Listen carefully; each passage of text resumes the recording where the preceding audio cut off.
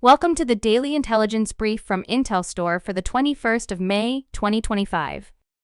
In today's top renewable energy news, the bill calling for a setback of wind turbines from adjacent property and nearby homes has officially been declared dead by Senate Pro Tem Lonnie Paxton. Senate Bill 2, as introduced, originally aimed to impose setback requirements for wind energy facilities. It mandated that wind turbines be located at least a quarter nautical mile from residential dwellings and non-participating properties. The legislation has changed from its original version to mirror House Bill 2751, which failed in the Senate Energy Committee on April 24th.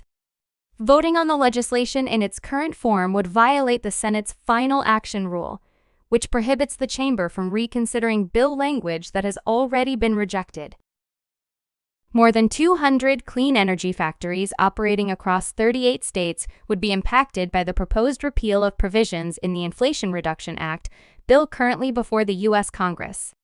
Those facilities already contribute 122,000 jobs and create $33 billion of economic activity annually.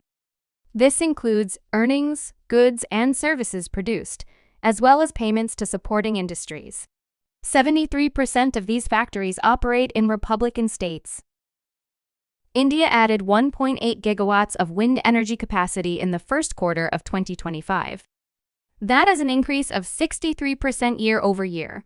Karnataka led all states in capacity additions with 620 megawatts. Madhya Pradesh followed with 351.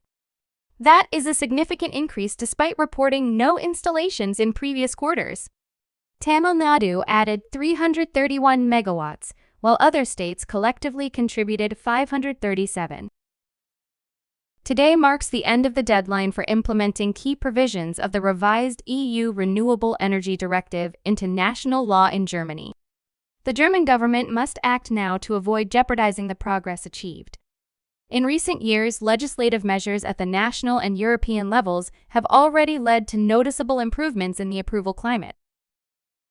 Tucked into the House Republicans' 389-page tax bill released last week is a poison pill for U.S. clean energy developers and manufacturers.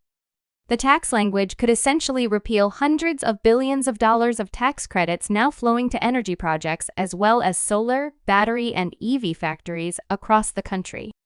The provision at issue prohibits tax credits for any project associated with, quote, foreign entities of concern. You can learn more about all of IntelStor's market and sales intelligence offerings at www.intelstor.com and subscribe to our channel today.